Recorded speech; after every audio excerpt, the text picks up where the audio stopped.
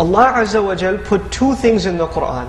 When somebody translates the Qur'an, even in the best translation, at the most they will try to capture some of the message. They will try to capture some of the message.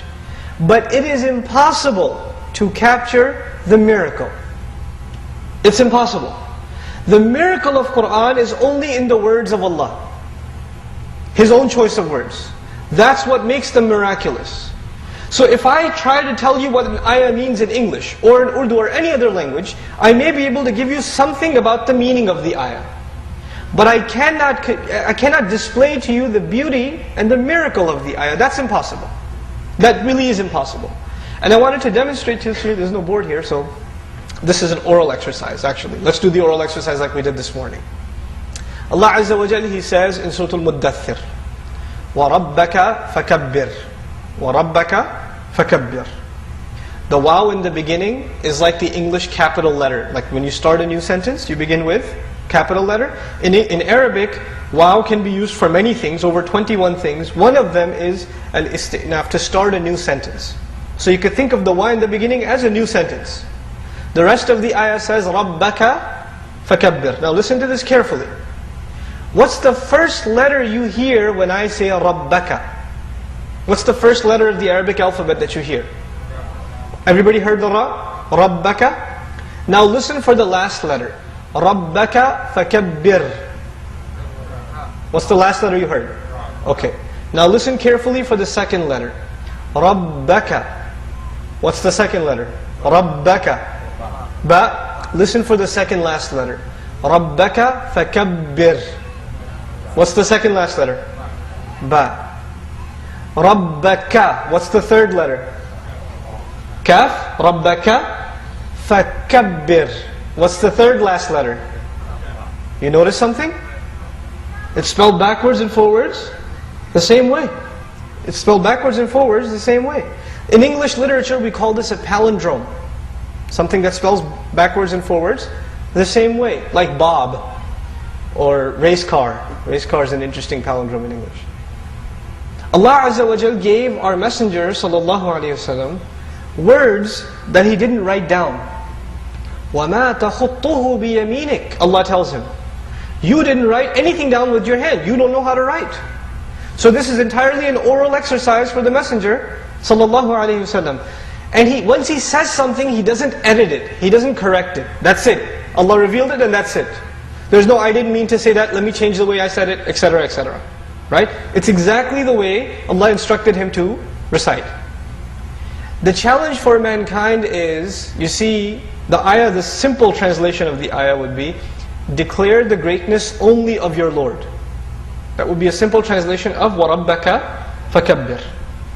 Try to say, declare the greatness only of your Lord in English, or French, or German, or Japanese, or Chinese, or Italian, or Russian, or Urdu, or Farsi. You pick the language.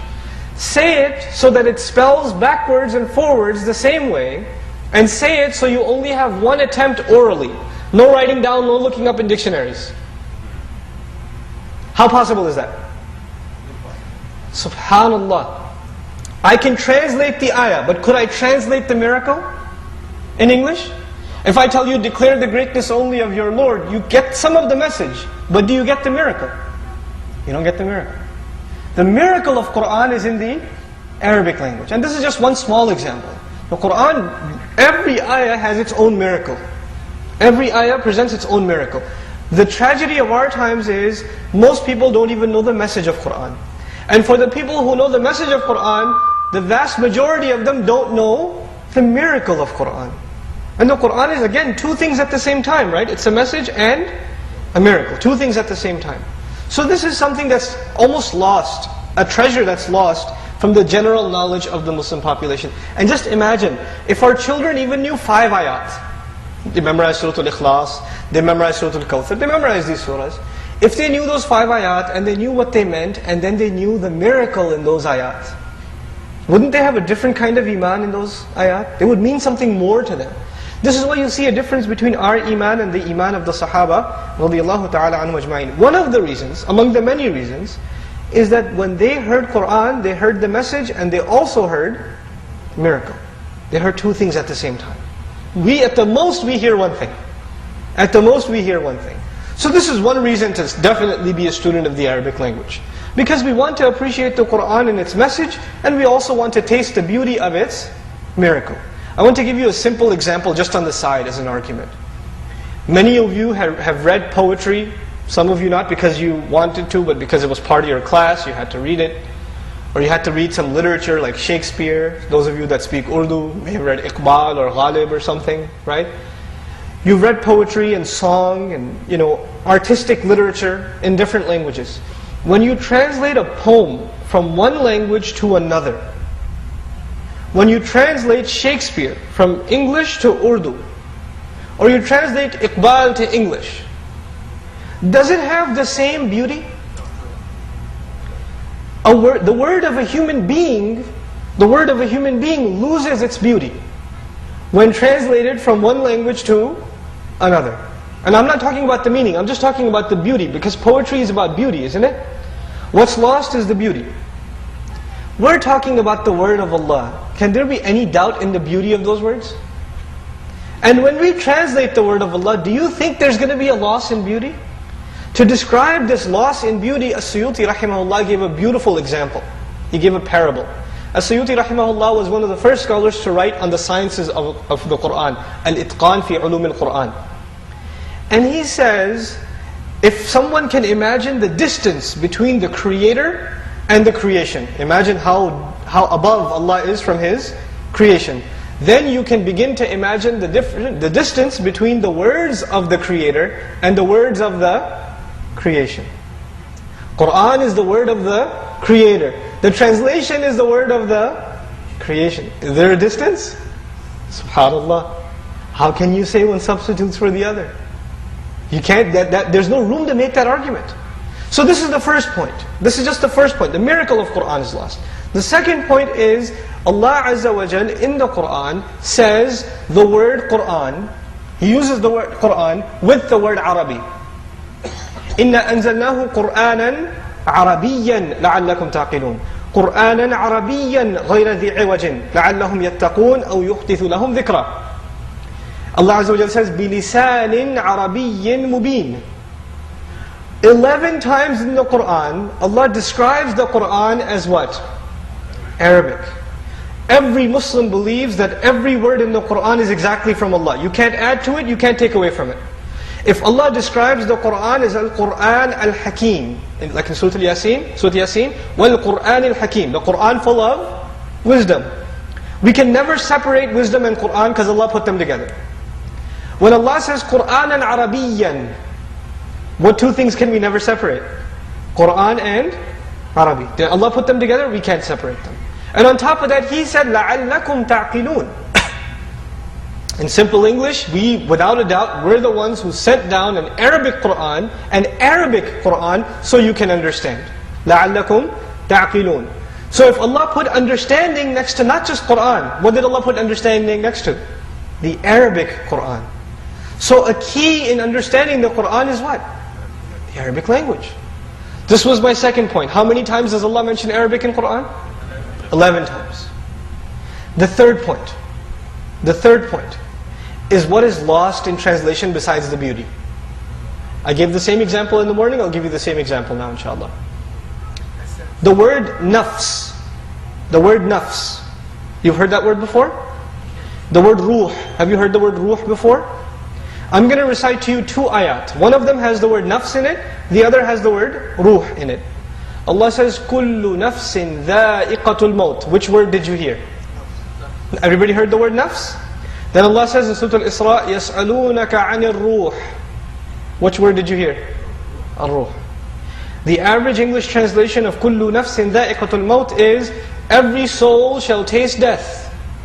Tell me what English word was used for nafs? Every soul shall taste death. What word? Soul. When Allah Azza wa Jal says, يَسْأَلُونَكَ عَنِ الرُّوحِ, the translation says, they ask you about the soul. They ask you about the soul. Jazakallahu khairan. May Allah make you an awesome basketball player. Football? Okay, yeah, you guys are big on football. Anyway, they ask you about the soul. So there are two words in Arabic, nafs and ruh. How many words in English? Ruh, soul.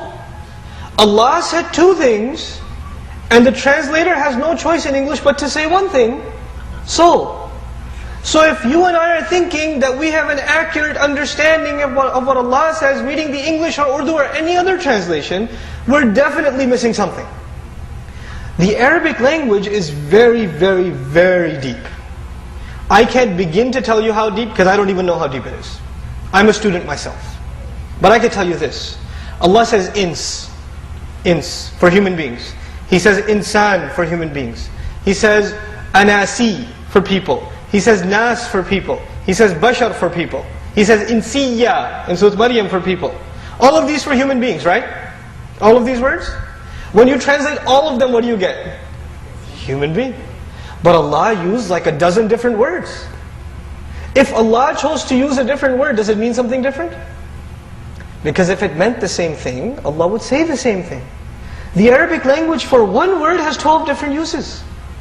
There are 10 different kinds of anger. There are a dozen different kinds of just seeing. Different kinds of sabr and patience. Different words for it. And Allah uses different words in different places. I'll tell you this. There's another interesting example of this vocabulary issue. Allah Azza wa Jal sometimes uses the word qalb. Many of you know what qalb means. What does it mean? Qalb is translated heart. Sometimes Allah uses the word fu'ad. How does fu'ad get translated? Heart. Actually heart. Look at the Lisan al-Arab, Ibn Manzur's lexicon, heart. So Allah uses qalb and Allah uses fu'ad. Thabbit qulubana. Thabbit qulubana. With ithbat, what did Allah use? Or tathbeet rather, qulub. Linuthabbita bihi fu'adak. What did He use that time? Fu'ad. Sometimes qalb, sometimes fu'ad. And both times the translation in English says what? Heart. Now look at this ayah. I believe it's in Surah Al-Qasas. فَأَصْبَحَ فُؤَادُ أُمِّ مُوسَى فَارِغًا. Which word did Allah use? Fu'ad or qalb? You heard the word fu'ad? We'll read the rest of the ayah. لَوْلَا أَنْ رَبَطْنَا عَلَىٰ قَلْبِهَا. What word is this one? Same ayah. Beginning of it used fu'ad. The latter part of it used qalb.